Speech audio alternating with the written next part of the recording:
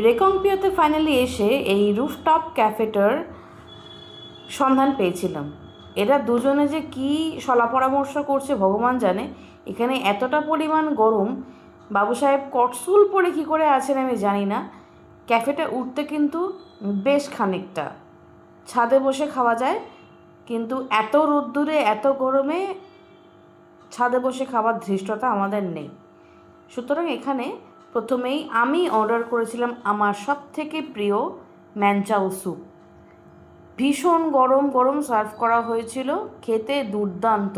Quantity আর একটু ভালো হলে ভালো হতো, কি আর করা যাবে। কিন্তু ওনারা যা যা অর্ডার করেছিলেন সেটা আসতে দেরি হওয়াতে মোটামুটি আমার ম্যানচাও স্যুপ থেকে হামলা হয়েছিল। তারপর আবার রওনা দিলাম আমরা কল্পার উদ্দেশ্যে। রেকংপিও থেকে কল্পা প্রায় 8 থেকে 9 কিলোমিটার হবে, ভুল হলে আপনারা জানিয়ে দেবেন। রাস্তাটা দুর্দান্ত।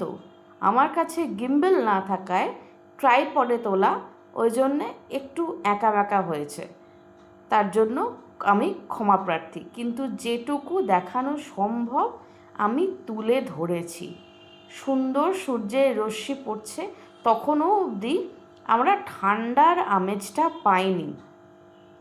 আস্তে আস্তে যখন উপরের দিকে উঠছি, উঠে কিছু কিছু জায়গা আমরা ভিজিট করে ফাইনালি যখন আমরা নামলাম, দেখলাম আমাদের হোটেলে যাবার রাস্তাটা একটু স্টিপ স্লোপস আছে। যথারীতি হাতে ফোন নিয়ে আমি হাঁটতে হাঁটতে নামছি।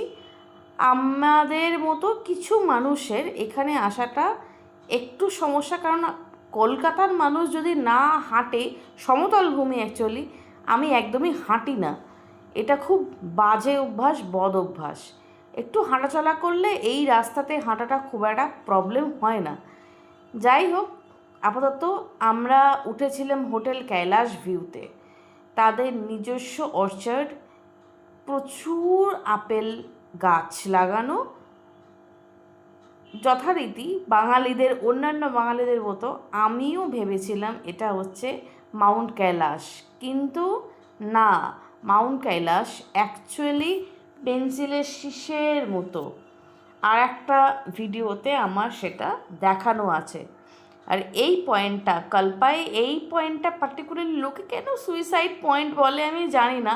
এত সুন্দর একটা জায়গা, আমরা গেছিলাম মনসুনে, ওই জন্য বরফ টরফ কিছু পাইনি। এই যে খাদটা বিশাল।